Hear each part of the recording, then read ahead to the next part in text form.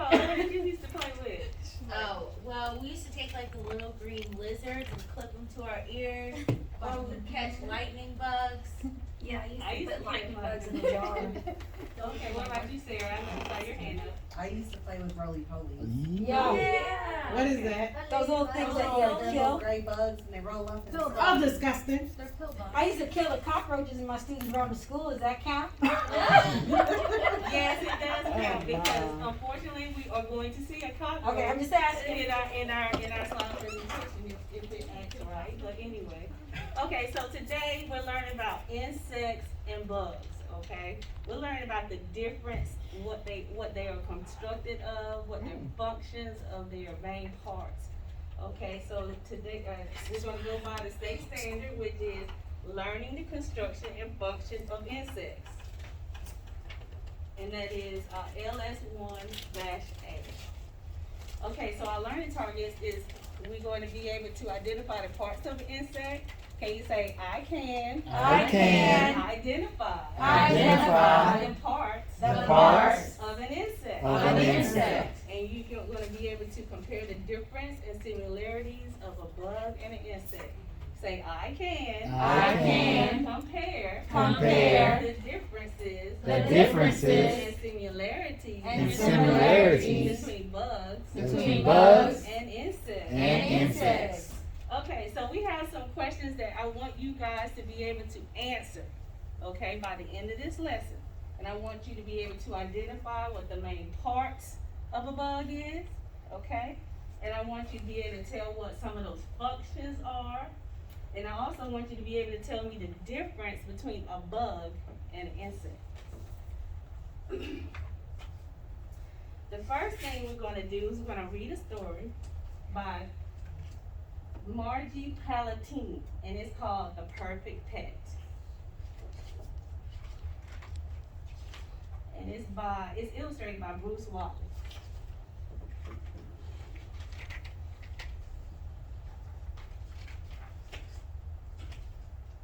Elizabeth really wanted a pet. Her parents really did not. They gave her a plant instead.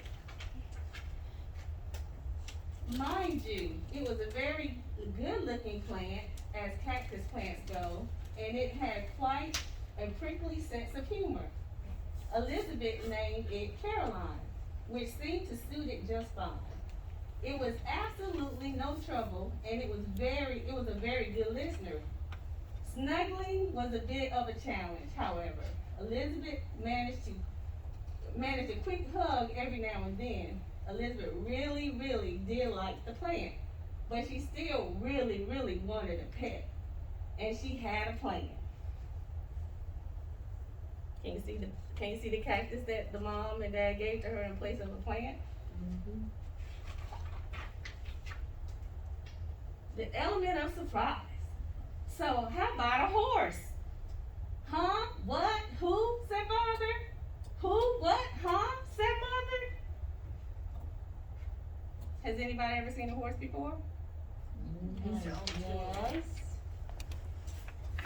I could ride it, give it carrots, lumps of sugar. A horse would be the perfect pet. What do you say? Father yawned. A horse is too big. Mother sighed. Our yard is too small. Why, it would eat us out of house and home, said father. A horse is not quite perfect, dear, said mother, going back to sleep. Not quite perfect, said father, sleepily scratched the horse. So how many legs do a horse have? Four. Catch him off guard. What about a dog? Huh? What? Who? Said father, as he stood in front of the mirror shaving. Who? What? Huh? Said mother, peeking from behind the shower curtain and dripping soapy water.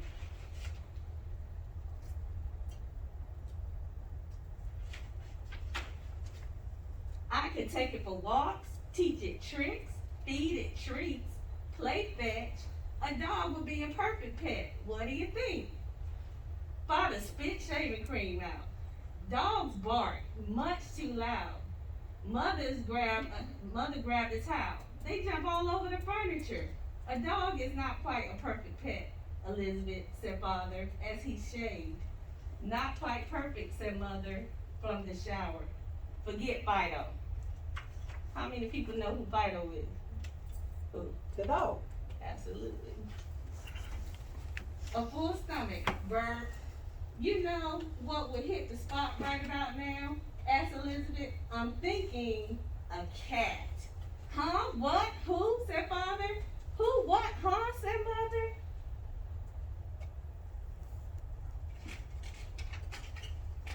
A cat will lick the plates, curl up in my lap, drink leftover milk, and we'd always know what to do with all the extra string.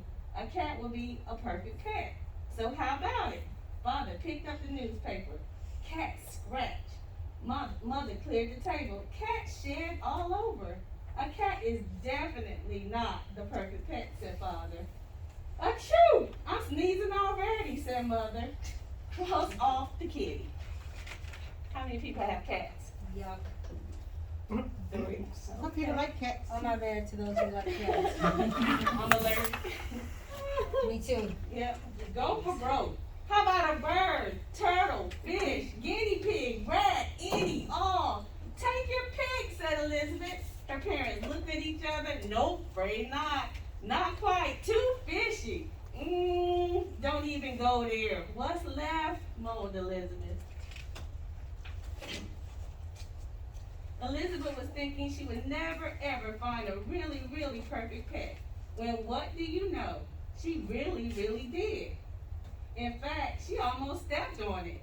Right here on her rug, a bug. Elizabeth picked him up. She held him in her hand, looked in the eyes. He wasn't too big. He most definitely wasn't too loud. He couldn't jump on the furniture, didn't scratch, didn't shed, and how much food could he possibly eat?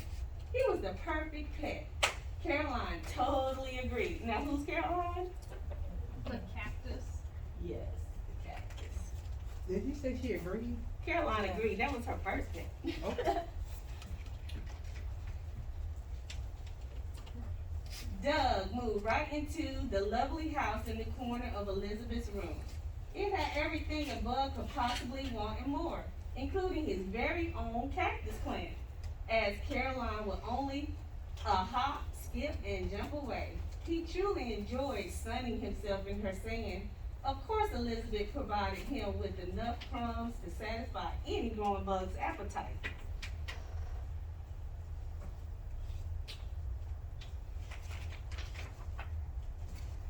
As expected, their relationship was a tad different from usual. Doug could not give Elizabeth a pony ride. She could not take him for a walk.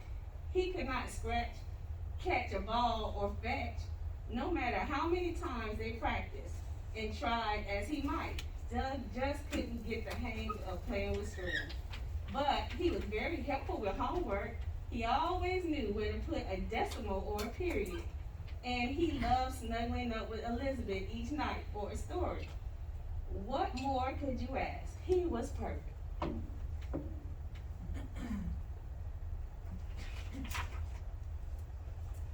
With all those crumbs and plenty of sun, Doug grew by leaps and bounds. He was one big healthy bug, and then some. The only trouble really came one Saturday morning. Many weeks later, Elizabeth's mother came into the bedroom to get the laundry in. There's a bug in that bed, she screamed. See how big he got? She was feeding him a lot. That's him sitting on the bed. Is he a worm? He's actually, I'm gonna ask at the end. You tell me what he is. He's imposter. He's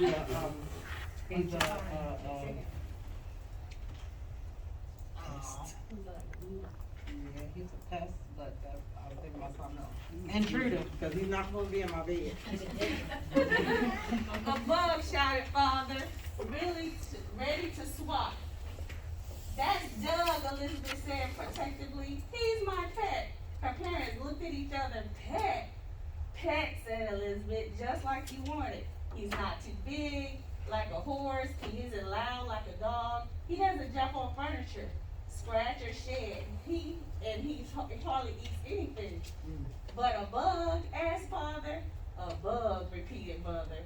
Doug, she said Elizabeth, and he's perfect. One big happy family. Think we should have said yes to the dog, whispered father to mother. Mother shrugged her shoulders. I don't know. We have more room on the couch with the bug. Elizabeth smiled and tossed Doug a piece of popcorn. Alright. So what did y'all think about the story? Y'all think he was a perfect pet? I think she got some problems. It was a perfect pet for her There you Okay, why do you think he was a perfect pet for her? because she loved it. Because she what? She loved it. And she listened to what her parents told her too. Okay, so it met all the criteria of the parents, right? Okay, so we're going to talk about.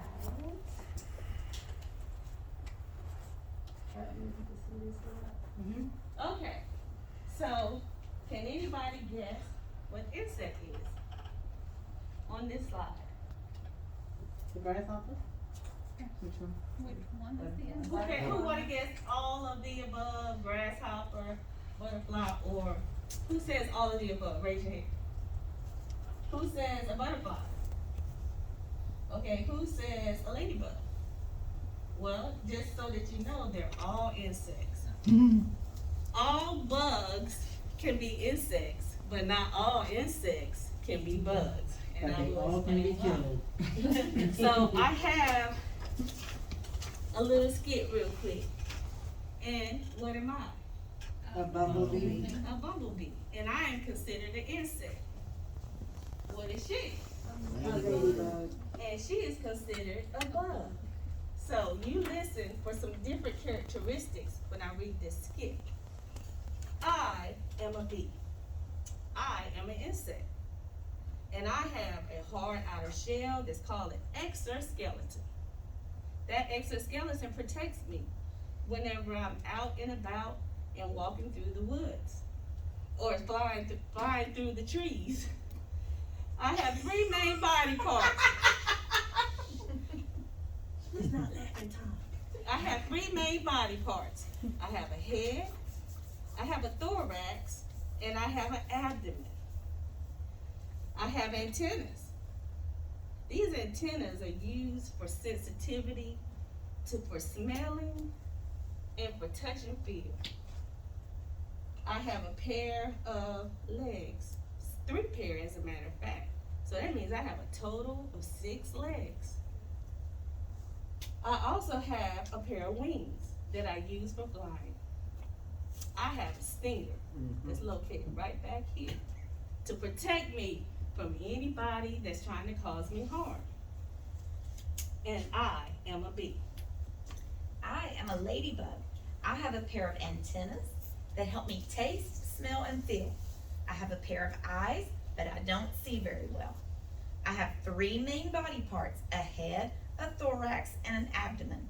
I have elytra or dots on my hard shell. I have short 6 small legs. My wings allow me to fly. And my dots are hidden under the elytra. Oh, I already said that. Yeah. Okay. So, did you hear anything that was different between the bug and the ladybug from that? What do we have alike? Be black. Oh, the 3 body parts. Okay, what were they? The abdomen, something, Thorax. and the antennas.